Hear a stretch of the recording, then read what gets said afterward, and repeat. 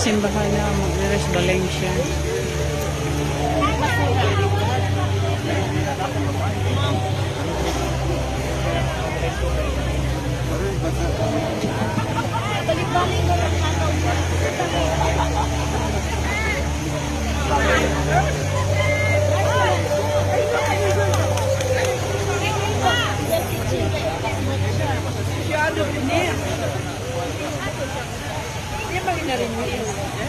Pray for them that your sacrifice and yours may be acceptable to God, the Almighty Father. And the Lord accept the sacrifice of the Lord for the praise and glory of His name, for our good and the good of all His holy church.